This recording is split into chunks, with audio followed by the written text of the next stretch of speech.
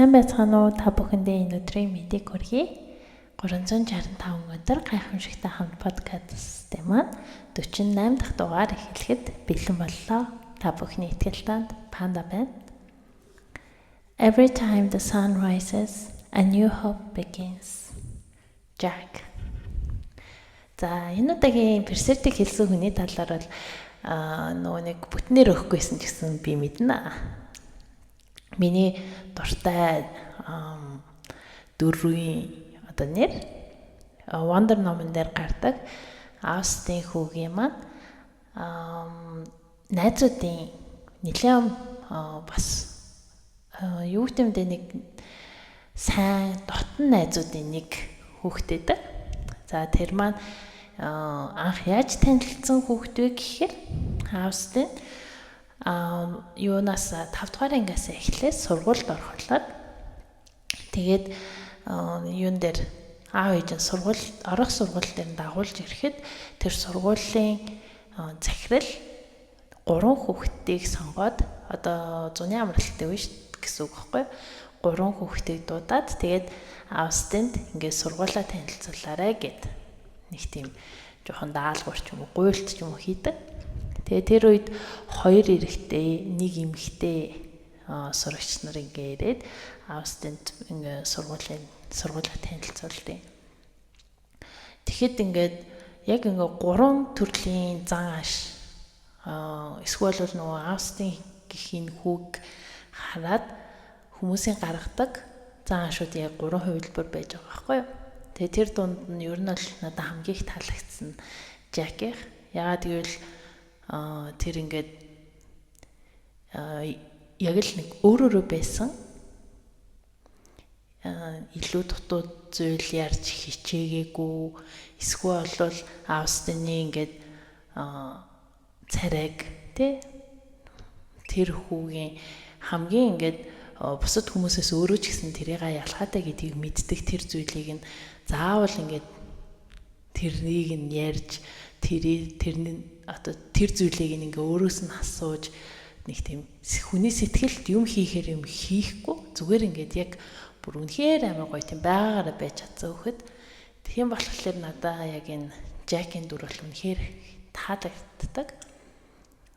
Ер нь бол баргийн том болсон хүнээс хүртэл энэ Jack-ийн гаргаж байгаа шиг сэтгэлийн тэнхээ бусдтай харилцаж байгаа ингээ нэг зөв харилцаа өрөөс ингээ би бол гарахгүй байх гэж бодож байна.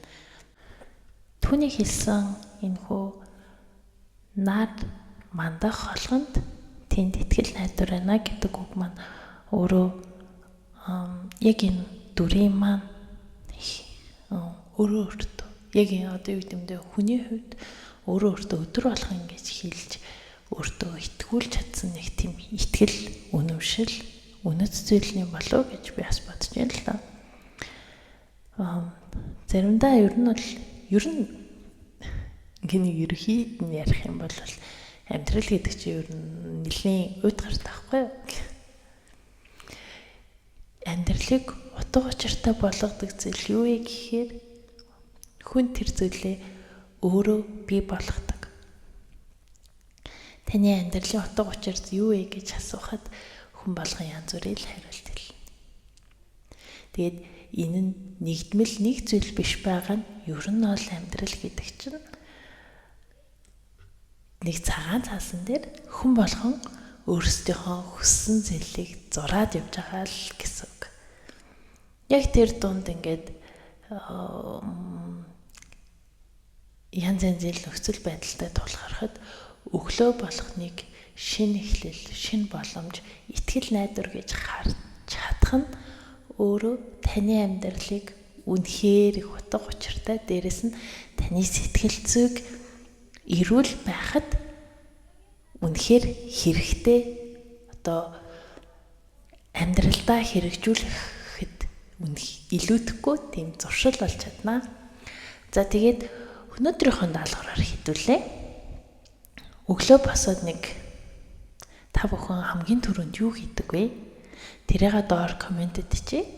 Тэгэнгүүтээ тэр хийдэг зүйлтэй танд ингээд утга учиртай ингээд хэрэгтэй юм шиг санагдахгүй байвал тэрийг яаж өөрчлөмөр байгаа гэдгээ доор бичээд үлдээгээрэй. За хүн ингээд бичиж энэ нэг газар ингээд бичиж тэрийг ингээд баримтжуулснаар яадаг вэ гэхээр тэр үйлдэлээ солих жоо одоо зуршлаа хэрэгжүүлэхээс өөр аргагүй болтой шүү. За тэгээд доор комент хэсэгт бичээрэй. Чиний итгэл танд панда харж байгаа шүү. За тэгээд өнөөдрийн дугаарыг үгээр өндөрлцгээе.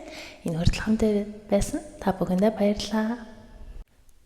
365 хоногийн турш чамтай хамт байх чиний итгэл танд панда.